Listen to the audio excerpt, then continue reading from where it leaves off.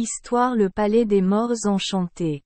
Surplombant le fleuve Douro, près de Fréchot, se trouvent d'énormes rochers situés au bord d'une éminence presque perpendiculaire. À cet endroit se rassemblent, dit-on, les âmes des enfants non baptisés, qui rendent l'heure de minuit hideuse avec leurs cris lorsque la tempête se précipite à travers la vallée et sur les collines aux sommets enneigés. Quand le vent est au plus haut, ces âmes d'éperdus poussent leurs cris étranges, si proches du hurlement du vent que seuls les villageois voisins prétendent être capables de distinguer entre les voix clameuses des non-baptisés et les hurlements provoqués par le vent. Les rafales intermittentes du souffle hivernal qui se précipitent impétueusement parmi les rochers et dévalent les précipices.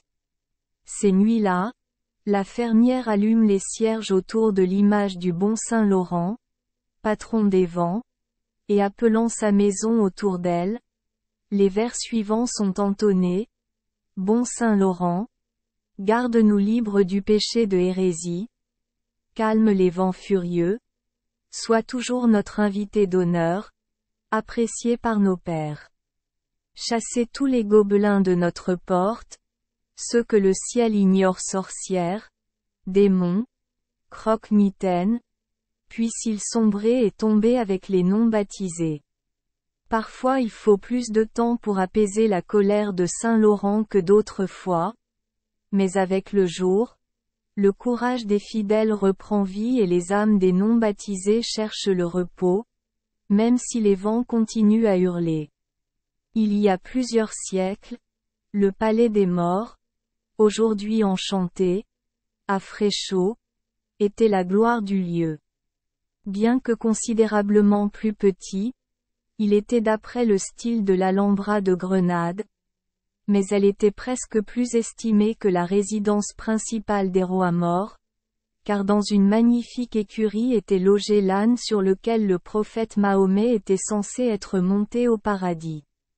Il semble que le quadrupède choisi, peu habitué au pâturage du paradis mahométan, s'était échappé et était descendu sur terre près du palais ou alcazar de Fréchot, où il fut trouvé un matin par les habitants alors qu'ils se rendaient à la mosquée. C'était un beau spécimen d'âne, digne du credo mahométan.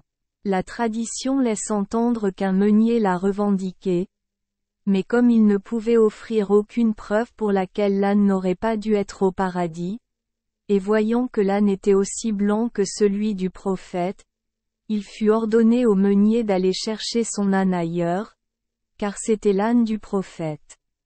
La durée de vie de ce quadrupède privilégié n'est pas enregistrée, mais aucun doute n'a été soulevé quant à sa disparition éventuelle. Et on l'entendait aussi braire furieusement depuis son lieu de repos lorsque les vents soufflaient fort.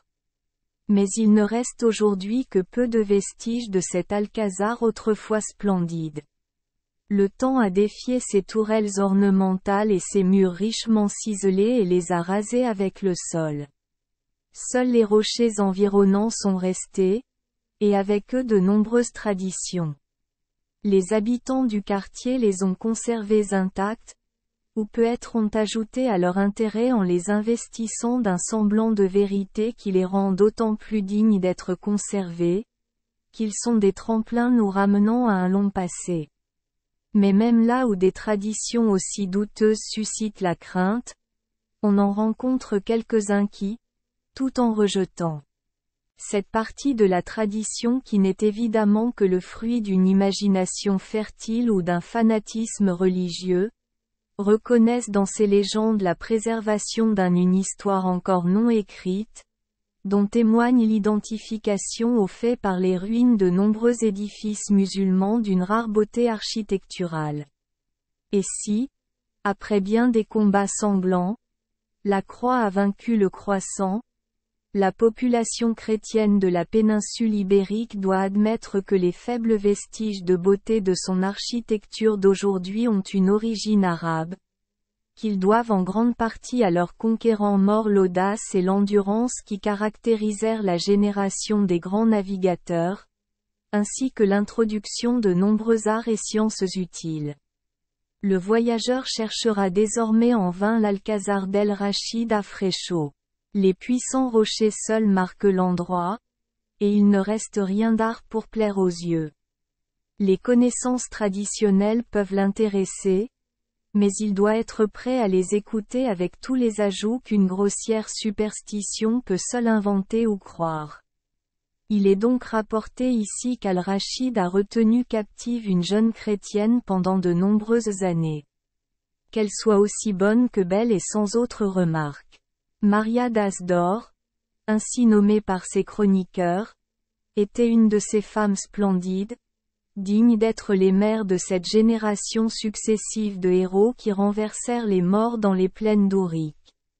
Maria était la fille d'un agriculteur très riche qui résidait près de l'embouchure du fleuve Minho. C'était son devoir de travailler avec les ouvriers agricoles dans les champs, et elle mêlait sa douce voix à la leur en chantant des hymnes à la Vierge pendant qu'ils manœuvraient leur roue. Al-Rachid l'avait souvent vue au travail depuis sa cachette dans une forêt voisine. Il aimait la jeune fille, même s'il avait des raisons de croire qu'elle était chrétienne, mais il savait qu'elle avait donné son amour à un autre et qu'elle ne pouvait donc lui appartenir à moins qu'il ne la prenne de force. Un jour, à l'heure des vêpres, elle ne revint pas à la ferme avec les ouvriers. On la chercha partout, mais on ne la trouva pas. On imagina alors qu'elle pourrait être en conversation avec son amant, mais, après enquête, il ne l'avait pas vue. Des troupes à cheval parcouraient le pays tout autour, mais en vain. Elle n'avait pas été vue, et il n'y avait aucun doute qu'elle avait été attirée dans la forêt et devenue captive d'Al-Rachid. Mais du coup, personne n'avait vu le chef mort ce jour-là. Vrai. Mais les morts étaient des enchanteurs, et l'on savait qu'ils pouvaient faire des passages souterrains qui se fermaient derrière eux pour empêcher qu'ils soient poursuivis. La sage-femme du quartier fut donc appelée en réquisition, et elle, après avoir consulté l'astrolabe et fait un feu d'aiguille de pin, découvrit la direction dans laquelle se dirigeaient les fugitifs.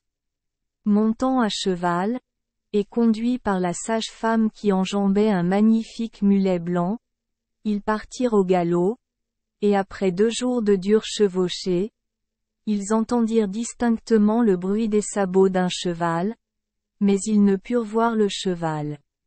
Ils savaient alors qu'Al-Rachid utilisait le passage enchanté qu'ils ne pouvaient espérer trouver, et ils durent se contenter de suivre le son jusqu'à arriver en vue du palais d'Al-Rachid.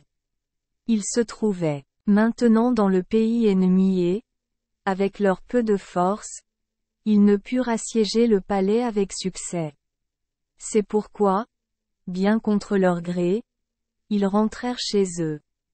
Il n'y avait qu'un seul moyen de sauver la jeune fille captive, et cela prendrait du temps.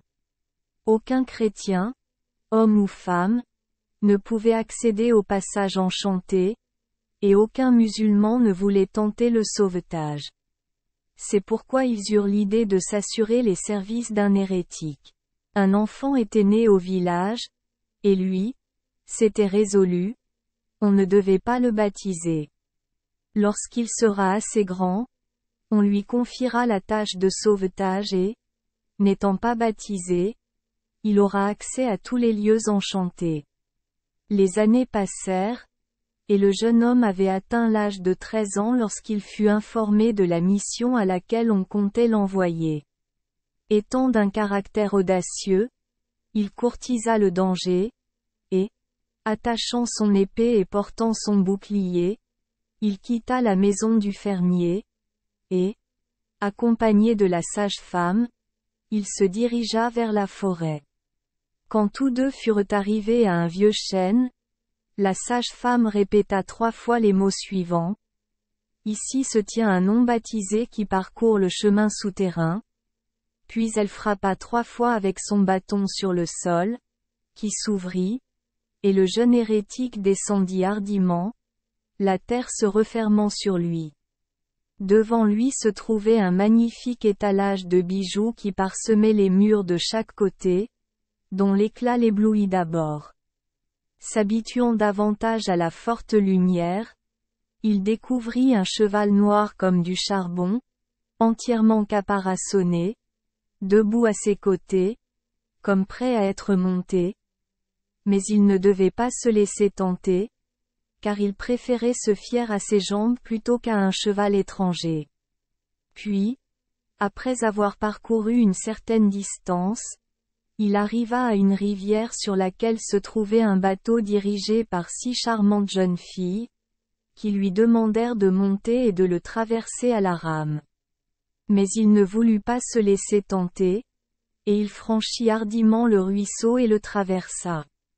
Cependant, ayant avancé un peu plus loin, il entendit le cri pitoyable d'un enfant, et, se précipitant, il aperçut un charmant petit garçon, habillé à l'orientale, qui le priait, les larmes aux yeux, de le porter un peu plus loin. Car il était très fatigué et avait encore un long chemin à parcourir.